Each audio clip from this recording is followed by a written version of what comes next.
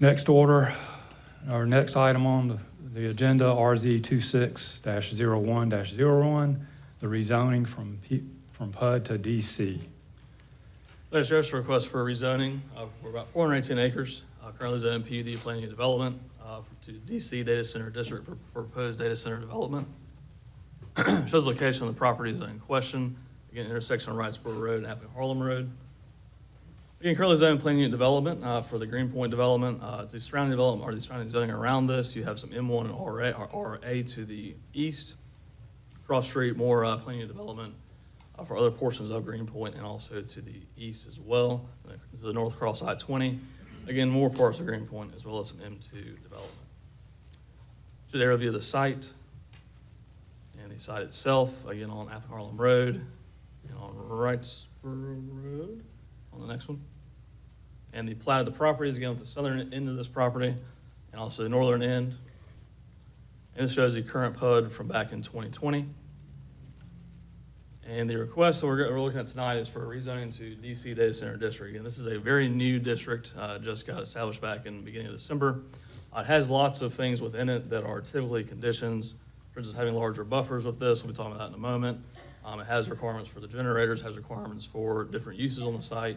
Again, it functions in a very different manner than our typical standard rezoning, like the C2, for instance. In this situation, what we're looking at is about 3 million square feet of data center, about 2.8 million total, with the 360,000 square feet of warehouse as well in support of that. Also a substation to the north. They are proposing to reduce their buffers. Typically what you would have on Wrightsboro Road would be 250 feet, or Wrightsboro and Appling Road, excuse me, 250 feet. That's for 125 on this section here. And then no reduction on Wrightsboro Road. And then on the, that's different. Then on the, to the west, that would normally be 500 feet. I'll ask for 250 feet of undisturbed buffer. One thing with this zoning classification, the buffer reductions are not part of the zoning. They are part of the actual site plan review for the site. The reasoning for that is that when you have all of the data in front of you in terms of the actual construction documents, the actual height of these buildings, the actual grading plans, you can better understand how this is going to work out. So it's one that the buffers are not really part of this, but they are. We're seeing that, yes, there is going to be a reduction asked for this. But again, that is not part of the ask this evening. With the application as well, again, we talked a little bit about sound with this. You do have well, let me go back. The visual survey, this kind of shows what we're going to be looking at for the actual review of the buffer reduction. You have here, they do have the berm that's in place, looking at how that's going to impact views from the street itself. And also on the other side of the property to the south and to the west. So part of the DC district requires you to present a sound survey that shows what your existing sound is at the property lines. This shows it here. We're looking about going from 75 at the most on the Appling Harlem side to a little bit less than 60, or right at 65.5 on the middle of the site. One of the problems they're going to have is that it has to be 70 decibels at the property line. So there's going to be some ways to reduce that. It's going to have to be done with the actual design of the site. So there is going to be some change to that. We'll see a little different way to do the sound survey with the next application. So in terms of future development, so currently we have kind of two different future development maps to look at. We have Vision 2035, which is one that's currently in place. We also have Foundations for the Future that is not yet adopted, but does have these uses included within them. So you kind of have to look at it and say, okay, you have to kind of weigh them both individually, but also say, is there a way to make it work for both of them? So with the current character area, you have activity center, which is a mixed use activity center, which essentially allows what Greenpoint is. It allows for mixed use development, allows for professional, commercial, single family, some multifamily perhaps. So Greenpoint fits in within this very well. From the standpoint of this request itself, you do have the ability for things like the employment center here to, as it grows, grow into the activity center if you wanted to view it that way. The other thing too to think about is you have high power lines on this site that and you will need that for a data center. So it's one that you have multiple things at play that can say, yeah, well, you can make an argument that Vision 2035 would allow something like this here. With the Foundations for the Future, you have a technology and industrial character area, which includes this site, also across the street, and then also the existing White Oak Park that we'll be talking about later tonight. So it's one that, the plan that's currently in review and set to be adopted hopefully soon anticipates having this sort of use in there. Now, in terms of, again, we talked earlier about having conditions perhaps or that are typical for development. We actually have conditions on this one as well. One of the ones that is actually part of the DC district is the developer will fund all necessary water and sewer upgrades for the proposed project. Again, that is included in the district itself. However, water utility has asked to include that as a condition. You will see that condition on all three of these. It's one that we want to be very clear that is how this is going to work in any of these districts. The second part is that a water and sewer usage agreement and our drought management plan may be required. This will be assessed during site plan review within the 5-year projection noted above. Again, they want to know or have a better understanding of how water will be used over time on the site as it is developed in order to have a plan in case they need it for assessing that. Last part of that, prior to approval of building permit or construction on the site, there's going to be a 5-year projection to include water projections and sanitary sewer projections. And again, that will be updated annually. It will be required until the full-scale project development is complete and our major technological changes, our site infrastructure affect water usage. Taking all into account, staff recommends approval with conditions of the request. Thank you, Will. State your name. Address. Aaron Bilyeu. I am the Chief Development Officer for Cloverleaf Infrastructure. We are at 712 Main Street, Suite 3100, Houston, Texas, 77002. Okay. Would you like to add anything? No, happy to answer any questions if anybody has anything. I had one question. You had two buildings on your property that had 180,000 square feet called warehouses. Yes, sir. What would you be storing in that much? So, I'm sorry. I asked him, he's got two warehouses on his plat that shows 180,000 square feet per warehouse, and I was just wondering what those two warehouses would be used for. yeah, so the warehouses are used for basically replacement hard drives, spare parts, power cords. Servers are dual corded. Sometimes those Okay. cords go bad. Extra patch cables and things. You'll note that they can be accessed from the outside of the secured perimeter of the data center, so it's kind of a cross-docking situation, so the trucks can come in, load equipment into the warehouses, and then the staff from inside the secured perimeter can access those materials and take them directly to the data centers. Okay, thank you. Thank you. Any other questions? As far as noise, what is the minimum decibel level you think that you could achieve at a property line? The 70 decibels will be acceptable for us. We will have to deal with, as Will noted, that there's already. Because there's already There's sound already an there now. excess Yeah. of the 70 decibels. Please, actual- excuse me. Please keep your comments to yourself. I will not tolerate any outbursts or any comments. So let's be respectful and let him speak and let him answer the question. Yes, Go thank you. The operation of the data centers, even in a very quiet environment, we're able to achieve the 70 decibels at the property line, given the current technologies that are used to cool the data centers. The cooling is the primary thing that drives the sound on the data centers from the cooling equipment. And the way the data centers are designed today, the cooling equipment goes towards the interior of the site.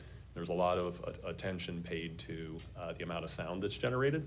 So 70 decibels is achievable. Again, where it's already exceeding that, that's going to be a challenge. As Will said, we'll have to work through that. But don't see really any challenge with 70 decibels at the property line. You anticipate a closed loop system? Yes, sir. The data centers, all the data centers that Cloverleaf has done have been, our customers have committed to 100% closed loop systems for cooling. Is that the plan for this? That is our current plan for Okay. this. There is an end user, or there will be an end user, and they may come and ask for water. But if they ask for water, that would be something that would be up to the county to determine if you have the capacity to be able to serve that. But again, Okay. our customers to date, no one has gone and asked for water for cooling. And it will be an initial fill-up of water to start the system and then Yep. That's it, just an There's- initial use of some water. Yeah, so there's really two uses of water. One is to fill the closed loop system. And there's a little bit of top up here and there, but, very minimal. And then obviously there is the domestic use. So bathrooms, break rooms, shower rooms, things like that. The type of thing you would typically see in a small office building where you have, 200 to 300 employees as we're projecting. So that's the type of water use we'd anticipate here. And how often is that recycled out, that you empty it and fill it back up? It doesn't. It doesn't. You just Okay. you consistently top up the system. Are there any chemicals in this water? There is a bit of chemical similar to a glycol. It's really not a lot different than a car radiator. So the type of chemicals that we're all exposed to within proximate feet, every day. Okay. Any more questions? Do I have any other member here that would like to speak for this? Thank you. Thank you. Do I have any members here in the audience who would like to speak against? Okay, one at a time. I don't have a list of names, but one at a time. Speak your name and address. You have 5 minutes.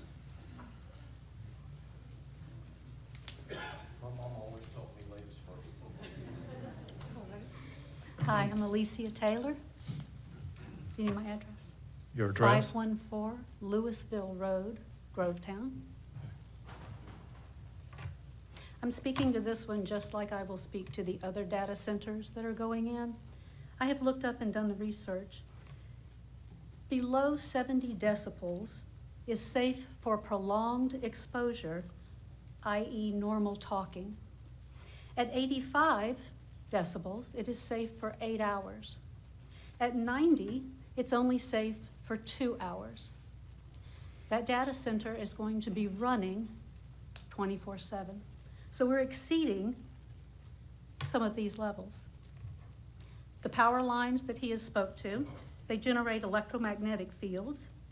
Those can cause cancer, especially increased risk of childhood leukemia. It's a problem.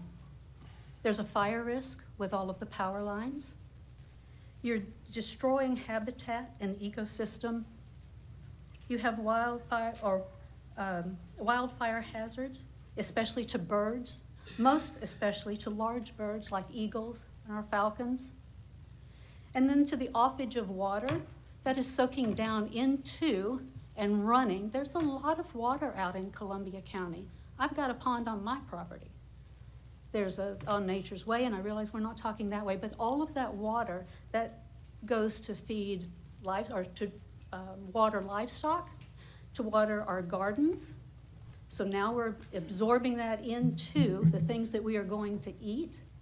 Any of our pets that are outside are drinking water from outside, and I find all of these to be a little bit of a problem. Thank you. Thank you.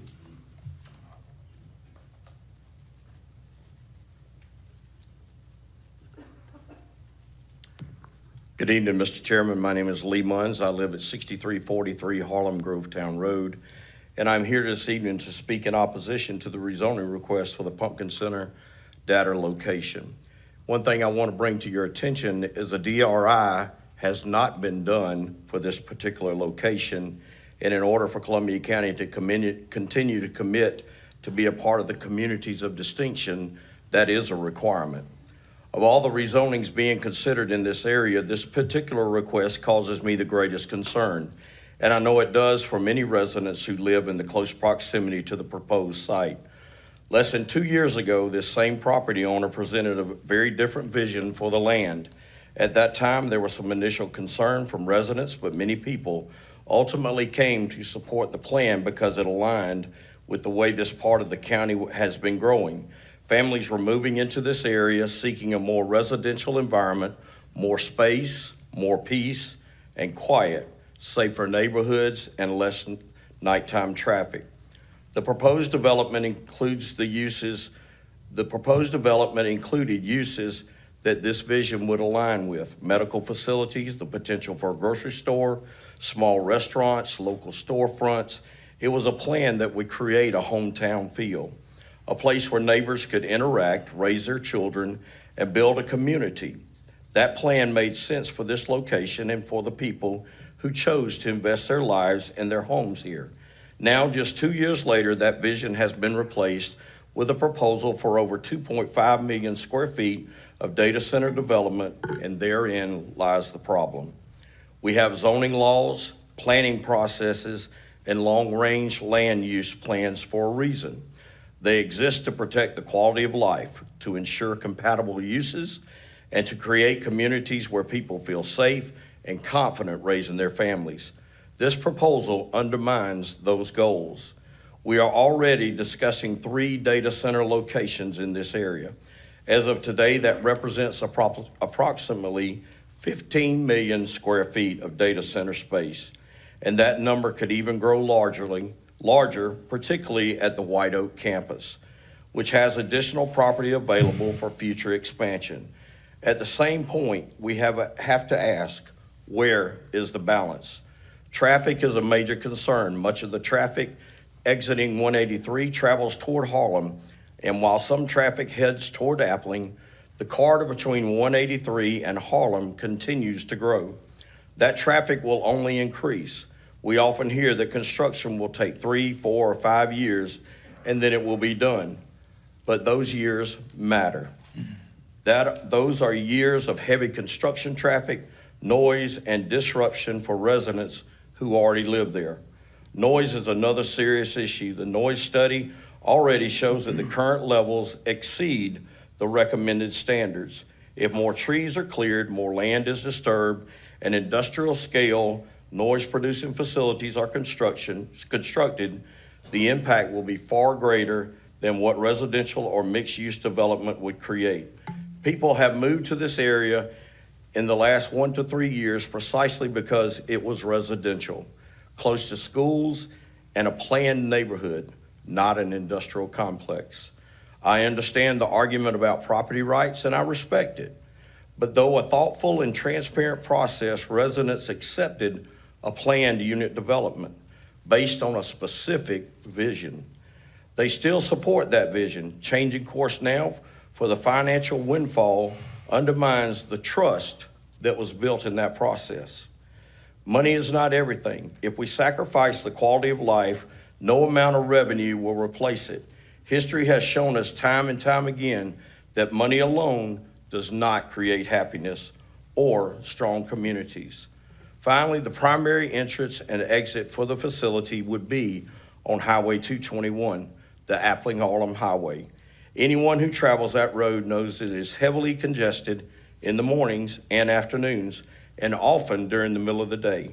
Turning this area into a multi-year construction zone will only make conditions worse. And when construction ends, we must ask, what lasting benefit will justify that impact? In my opinion, the benefits simply are not there. For these reasons, I respectfully and strongly request that you deny this rezoning application. Of all the rezonings under consideration, this is one I am most adamantly opposed to. Thank you for your time and service.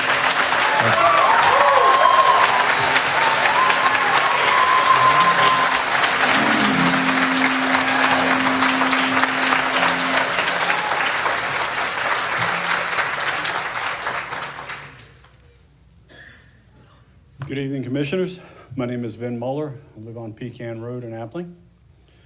It's interesting to see that all 3 current data center requests have the identical paragraph that we'll refer to. For everyone's benefit, I'll read that. Staff does have several concerns with the request and has proposed conditions to address them. Water Utility has requested that a 5-year projection to include water and sanitary sewer projections be provided prior to approval of a building permit for any structure on the site. This is proposed to be updated at a minimum yearly until full-scale project development is complete and/or if major technological changes or site infrastructure changes affect water usage.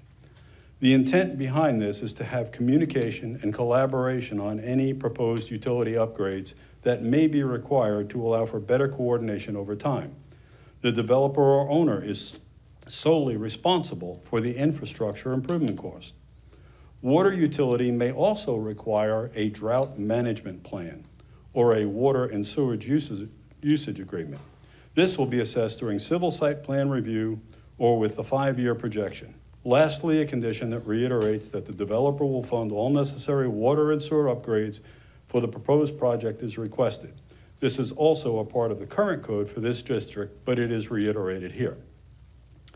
Here's my take on this. I'm beginning to think that the county has finally realized that the supply of water from the lake and the Savannah River is not infinite, as many of the commissioners believe. I've also noticed that in the 3 rezoning requests before you tonight, only the Greenpoint property has an estimate for water usage at 26,000 gallons per day, which I appreciate. That's a reasonable number. There are no estimates for Bird. There are no estimates for White Oak, which has grown by 60% since it was originally reviewed by you. Do you have any water consumptions estimates for these other 2 projects? Guess not. This is just for comments and your comments about this. We do not ask. And or I know answer you any don't questions. have to answer, but Yes. there's no other reason I can't ask. I understand. It is interesting that in the last 2, there's, in the statements for the last 2 narratives, that initial buildings will use closed-loop cooling, as the gentleman who supports this one said. Initial buildings, they intend to use closed-loop cooling. Intend is a weasel word. That's put in there to say, maybe, we might, but we can always ask for a variance. Variances seem to go very well. They can choose the eventual operator, user, whatever they term that is, can choose any cooling system type that they want, and that type will change the amount of water that they consume. These data centers, and any others that haven't been disclosed to the commoners yet, will require massive electrical support and subsequently will require Georgia Power to put generation equipment somewhere in the nearby area.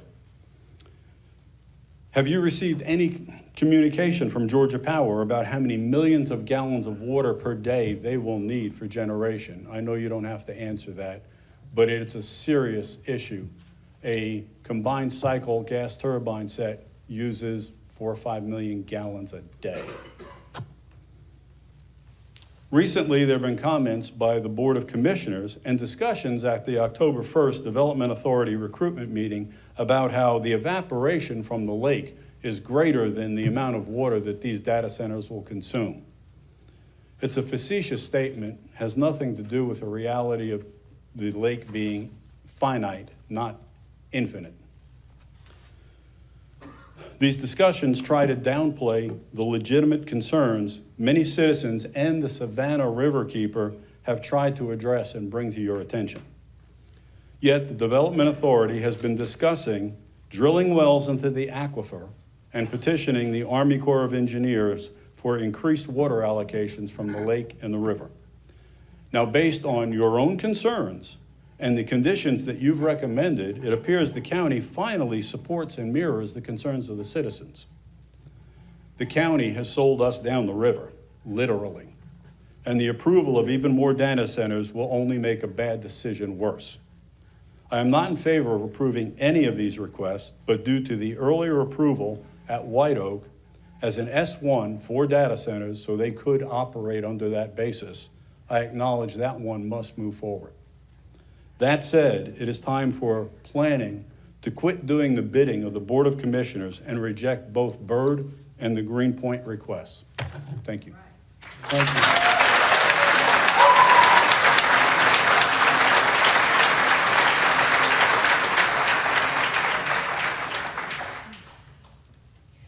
Good evening, everyone. My name is Chloe Helen, and I'm here today to discuss my concerns about the new data centers proposed for Appling. I'll get right into my key points. I have 5 of them.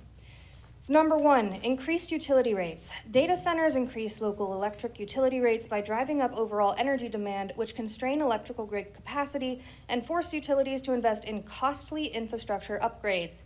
These costs are often passed on to the residents through higher energy bill rates. You can claim that these costs will be covered by the operators, but historically this has been proven to be untrue. Ratepayers nationwide have seen their electric bills increase at twice the rate of inflation in the past year alone.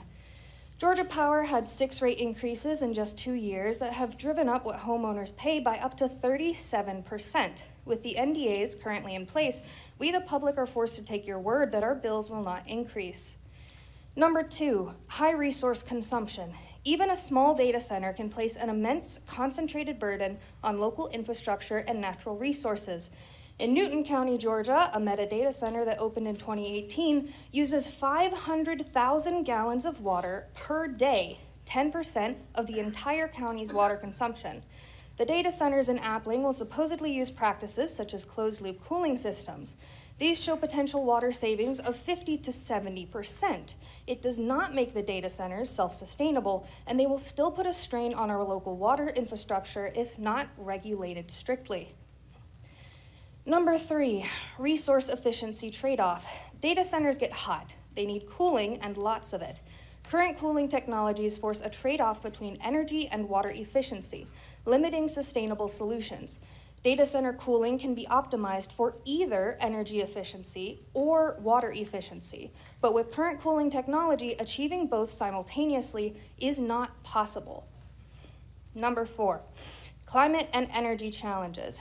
Data centers' massive energy demands are prolonging the operation of fossil fuel plants and undermining state renewable energy goals, as seen in other states like Michigan, Virginia, and Nebraska.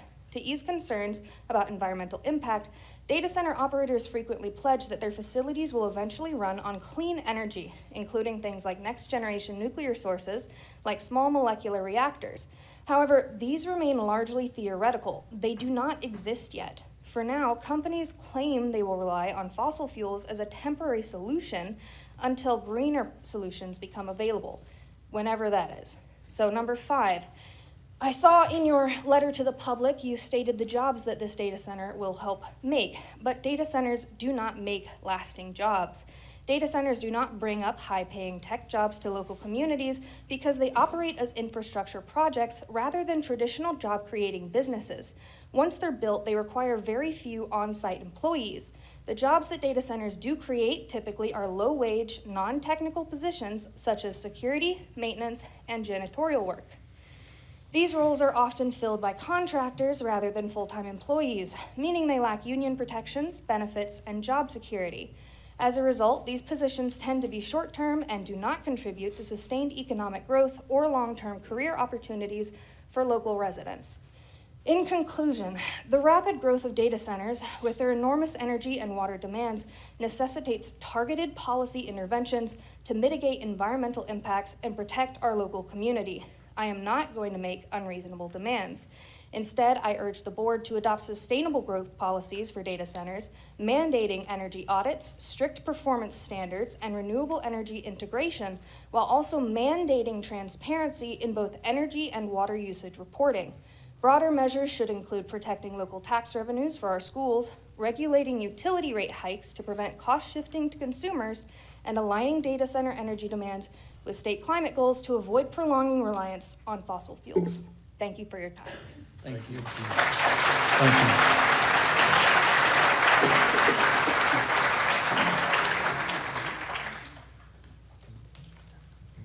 Good afternoon. I'm Julia McClendon, and I live on Redgate Court in Martinez, Georgia. And I have several concerns, but I'll start with my main one. There are many different types of air pollutants that come from this, and the one that sets me off the most will affect my students. I teach special ed children, and a lot of them have respiratory issues. It can cause childhood leukemia, which was mentioned before. And pollutes the water. In Mansfield, Georgia, there was a Meta center that went up, and the tap water became murky and sediment filled from all the local wells. The people could no longer drink their own water, shower in it without boiling it. And the preschool I worked at previously would have brown water every couple of weeks. So we already have an issue in our county with that. And The PM 2.5, which is a fine particle matter, which can be made up of different mixtures of organic components, chemicals, dust, soot, and different variations of metals. And it can enter through your lungs into your bloodstream. There's no way to remove it. You cannot detox it. And it will cause birth defects and decrease fertility rate. Sorry, guys. And I'm also concerned about the environmental effects, about our very fragile amphibian population and our birds of prey, which are dying at a significant rate. In 2022, the National Institute of Health mentioned that 68 different particles have been released into the air, and they cause gynecological cancer. But clean water is my main thing, and also data center sales have been exempt on capital equipment purchases on their taxes in Northern Virginia and Southern Georgia. $33 million tax exempt, which became a burden on the local taxpayers and increased the local taxpayers' power bills. So I have questions that will have to be rhetorical, but my questions will be, where will the water be sourced from? And as said, it will be topped off. How much? How often will it be topped off? And children in our county don't have free lunches. So I would like to focus more on our own people before putting toxins in the air and before a parasitic data center is erected. Thank you. Thank you.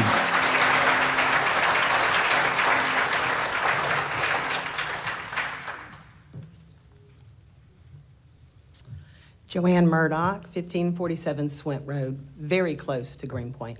Some people might know me as Moanne Jurdock, just want to be clear.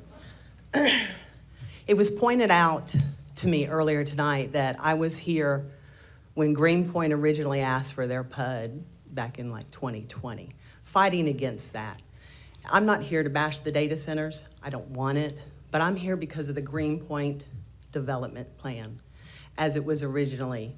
I was opposed to it, but it passed, and they've ended up being great neighbors. The plan looked lovely, beautiful. Plenty of people bought into it. They bought their home. I've been 30 years at my house. It is our forever home. And this data center does not fit with anything in that area. The promises made in 2020 to get the rezoning for this PUD and MUD development has been just, some say, because of the economy and the housing not selling, they're looking to try and get their money out somehow since they can't sell the houses. We citizens who live around there shouldn't have to pay for that.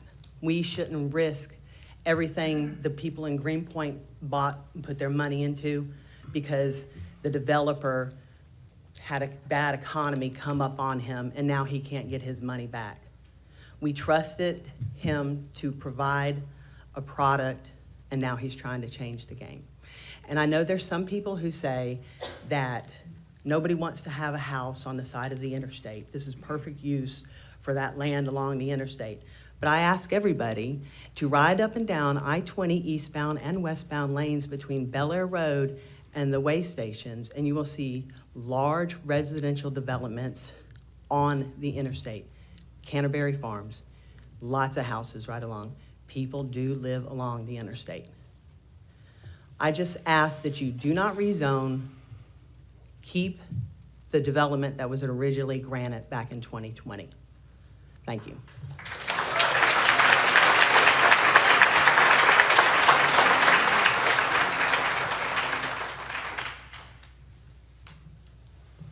Do I have any other member of the audience tonight who would like to speak against?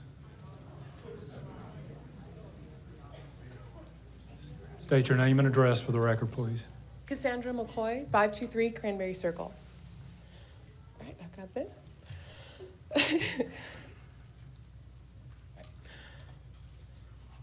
I'm here to speak in opposition to the 944-acre Bird Farms project. This development isn't just a building. It is a permanent ecological and resource-heavy industrial footprint that Columbia County cannot afford. The facility is estimated to pull 6 million gallons a day, but it isn't just about what they take, it's about what they put back. The water isn't evaporated, it is often discharged as blow-down water. This wastewater is concentrated with biocides, corrosion inhibitors, and heavy metals used to keep cooling pipes clean. When 944 acres of land are paved over, this chemical runoff, along with thermal pollution, enters our local creeks and groundwater. We're risking the purity of the very aquifer our Appling neighbors drink from. Second, 944 acres of rural conservation land is a vital ecosystem. This project will replace forests and fields with a massive concrete heat island. This doesn't just move wildlife, it destroys it. The 24/7 industrial noise at 70 decibels, the sound of a constant vacuum, disorients birds and disrupts the breeding cycles of local species. Furthermore, the artificial light pollution from this campus and size disorients migratory birds and nocturnal animals. We are trading the natural heritage of Georgia's for a ghost campus that offers no life to the land it sits on. Developers promise 200 to 300 jobs, but at what cost? We are getting 1 job for every 3 acres while community gets the industrial scale diesel pollution. Testing hundreds of backup generators releases nitrogen and oxides into our air. We're being asked to breathe diesel exhaust and listen to industrial humming so that a few hundred people can have jobs. Not permanently, by the way. That is a bad deal for the thousands of families who live here for the peace, the clean air, and the clean water. Do not approve this project. Every city that has had a data center has regretted it in a way of their water, their air, or just their peace of life, their quality of life. Thank you for your time. Thank you. Mr. Chairman, can I ask Aaron a couple questions real quick? I think may cut down on a few speakers that have come up from some of the folks who have already spoken. Aaron, would you mind answering a few questions?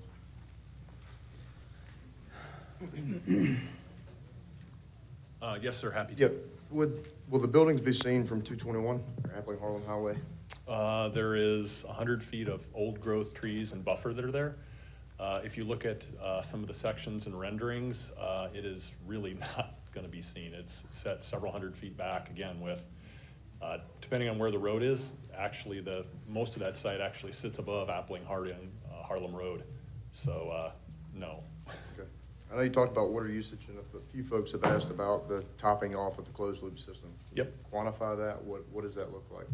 Gallons? Or what does it cost to fill up the system, or Yeah. quantity to fill up the system? So the fill of a system might be 8,000 or 10,000 gallons a day, which is again less than what we would project for an office use, right? Which is, I think we had 26 or 28,000. So it really is filling that system, and then there's just a tiny bit of evaporation through the operation. It would just be a valve that would automatically fill, and we're talking a few gallons a day minimally. It's not a refill. Okay, keep your comments to yourself, please. I've got one as well. The last lady that spoke referenced diesel versus Yep. backup diesel. Are yours gonna be diesel or natural gas? My understanding, most of these are natural gas because it's just cheaper. Yeah, so the backup generators will be diesel. There will not be hundreds on site. There's the way modern data centers are done. We used to back up 100% of the data center with diesel backup. However, when you get to larger scale sites, you can't put that many generators on a site. There's a thing from the EPA called PSD, the Prevention of Significant Deterioration. So it creates too large of a pollution plume to be able to put that many generators on site, so it's not feasible from the EPA rules. The EPA sets the standards, the state then monitors those standards. So what people have migrated to is just backing up the network portions of the buildings. So you might get 12 or so diesel generators per building just backing up the generators. Then there's battery backup on site to be able to run the cooling systems to cool down the chips in the event that you do get a power outage. But you do want to keep the network up because that's multiple days of configuration once the power does come back up. So it really is a reduced generator scheme on these larger sites now. Again, hundreds of generators is not technically or reasonably feasible under the EPA and the state laws. About what kind of megawatt or wattage put out as each generator? Typically, they go in groups of 4, so you put in 3 megawatt generators in what's called a distributed redundant. So you put in 4 generators, assuming that one of them is gonna fail, so then 3 megawatt generators would set up, and again, you would probably put in 12 to 16 of those, so that again, you're just backing up the network portion of the building. Diesel generators have a failure rate of about 6 to 8% on a hot start when they cut over. So that's why you need the redundancy in the generators. Is this an AI facility or is this a data storage center? This will likely be an AI data center, not a cloud. Cloud data centers tend to go in regions of where there's multiples, where you need sort of 3 sets. In my past life, I've sourced those in Georgia, in the Atlanta area and others with Microsoft and others. But standalone sites like this in 2026 tend to be AI sites. And then with the generators, when, I know you're talking about, how often do you test them? I know you only cut the main ones on when you got a power failure, but Yep. what's your testing? The testing tends to be once a month with a prearranged schedule. They get tested at the same time every month, so the residents know when they're tripping on. It reminds me, I grew up in Nebraska. At 10 o'clock the first Saturday of every month, we had tornado sirens that went off. So that schedule will be set. They run for about an hour to make sure that they get up to full heat, but 40 minutes to an hour once a month. And I believe within the zoning, it states that that needs to be done between 8 a.m. and 5 a.m. during the weekdays, excluding federal holidays. And so the data center would set that schedule and maintain that schedule for the testing. Okay. Thank Yep. you. Thank you, I appreciate it. Anything else? Mr. Chairman, just kind of as a housekeeping thing before we let the next speaker go. This is just for, This is just for the, just for this application. We'll hold 2 more public hearings, one for each of the other 2. So just if you're gonna speak on this one, that's fine. This is the time to do it. If you're gonna speak on one of the other ones, there will be a public hearing for each of those coming up after this. yeah, this is just the rezoning to DC for the, Pumpkin Center. for the, Bird farm? yeah, No, it's a Pumpkin Center. No, it was Pumpkin Center. Pumpkin Center.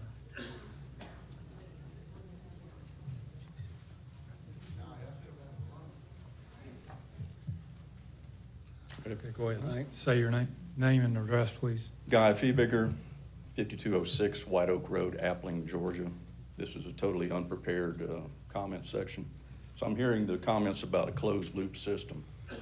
And if you asked him the question, can I ask him a question as well? Okay. Sure.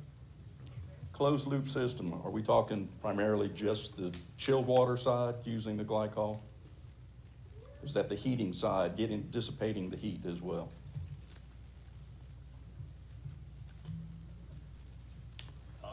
I don't know procedurally how we want to do this. I'm happy to continue to answer questions. The closed loop system utilizes the glycol and water in a closed loop that's circulated to the chip. The chip is then stays in the closed loop system, goes outside where it is evaporated. Very similar to a residential system where the heat is rejected outside. By condenser fans? Yes, sir. Not a cooling tower? Not a cooling tower. Yep, Thank no water. Cool. Thank you.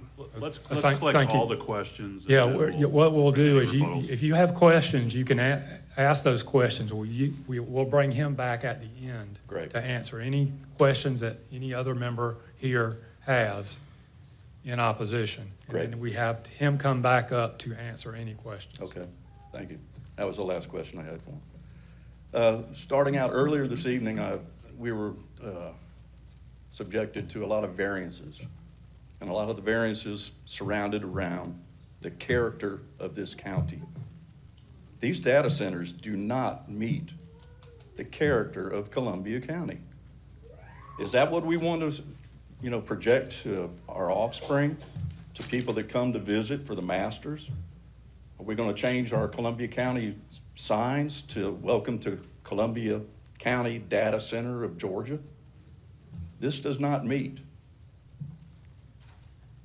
a strong and prosperous county's greed to bring in quote-unquote money. Now, I think a lot of our county neighbors think it's perfectly fine. It's out in the country.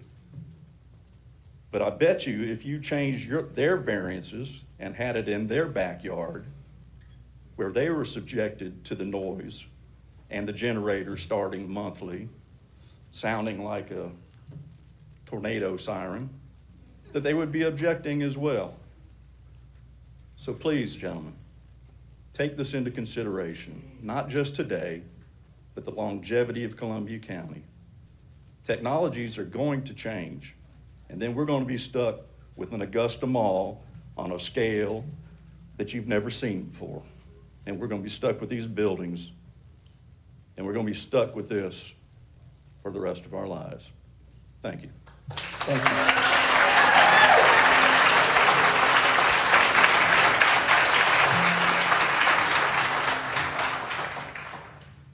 Hello, my name is Kelly Bailey, and my family and I live at 4238 White House Street. We just moved into Greenpoint last fall after graduating nursing school, and we did not expect any of this. We never have chose to move there.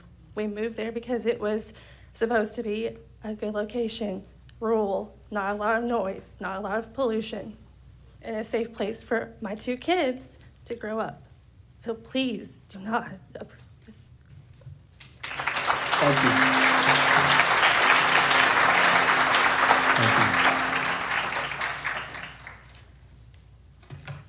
Good evening. I'm Lindsay Brantley. I live in Pumpkin Center. I grew up in Pumpkin Center, and I actually moved back there, and we built our forever home 9 years ago, and we were raising our boys there. I want to address an important ethical and civic issue with this particular land parcel. It also applies to Byrd, but I'm speaking about Pumpkin Center. A recent notice was posted online on January the 8th for a special called meeting to hear public comments on the draft Foundations for the Future Comprehensive Plan. This meeting is to be held on January 29th, and a final plan has not been finalized or voted on. This confirms to me that Vision 2035 is still in place. It may not be legally binding or even respected by the majority of our commissioners from what I've seen, but it was put together with great care, resources, taxpayer dollars, and input from the community. It was published in 2018 and it's been revised in 2021. Question 5 under Section C of the application, of this rezone application, required that Mr. Bilyeu explain whether the zoning proposal is compatible with the purpose and intent of the Vision 2035 Comprehensive Plan. So compliance with this vision is still an active part of our rezoning consideration process, according to this question on the application. Mr. Bilyeu pulled the pieces that fit his data center plans, but he failed to mention that it disregards the agricultural and residential character land use, as others have mentioned. This is likely because Mr. Prather's PUD rezone already disregarded the RA land use back in 2020 when it was voted through unanimously. But it's not Mr. Bilyeu's or Mr. Prather's job to uphold our county's vision and land use intent. It's the job of our elected commissioners. Asking our commissioners and their appointees, you all, to uphold this plan because it is the right and ethical thing to do is the only option we have right now. It is your ethical and civic duty to preserve Harlem's and Appling's dwindling rural character through basic compliance.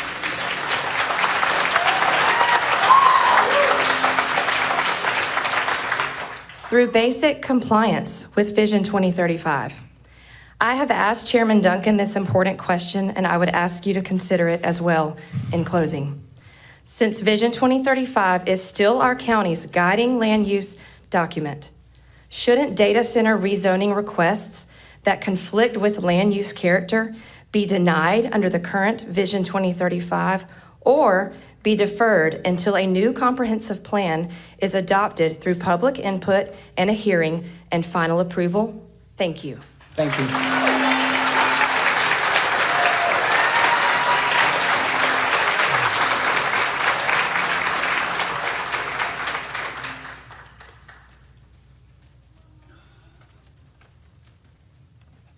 Hey, good evening. My name is Dorian Duplain. I live in Greenpoint. I've been there 5 years, almost from the beginning. I moved there for the exact same reasons the young lady said she moved there, peace and quiet. I'm not planning on moving. I don't want to move. I may be forced to move.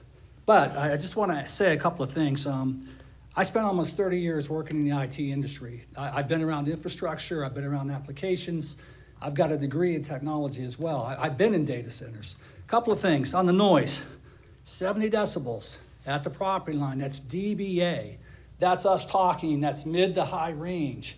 It is not DBC. DBC is low frequency. Think you're out driving and you hear somebody with this really loud stereo that vibrates your windows or vibrates your chest. That's DBC. If DBC exceeds 70 decibels, we're all gonna feel it. We'll feel it in our bodies. The windows are gonna rattle, the walls are gonna rattle. It could even be in the ground. The current 70 decibel limit only is talking about dBA. The study made no mention of DBC. The study looked at traffic noise. Traffic noise is intermittent, it comes and goes. That's not a problem. But DBC is 24/7, 365. We will hear that. We go outside, we're gonna hear it, we're gonna feel it, we're gonna be inside, we're gonna feel it, we're gonna hear it. That is very disruptive to the human biological system. You're not gonna be able to rest and relax. So I think the study's flawed, and no mention of DBC. The pine trees aren't gonna stop the sound. The DBC can pass through pine trees. The needles are useless for stopping the sound. The pine trees are like lollipops. Up here's all the needles, they don't do anything, and the trunks aren't gonna stop it. It'll blow right on through. And that data center is about 1,700 feet from the school, the Harlem Middle School. It's going to affect the middle school as well. I drove by the other day, all kinds of kids out there on the football field.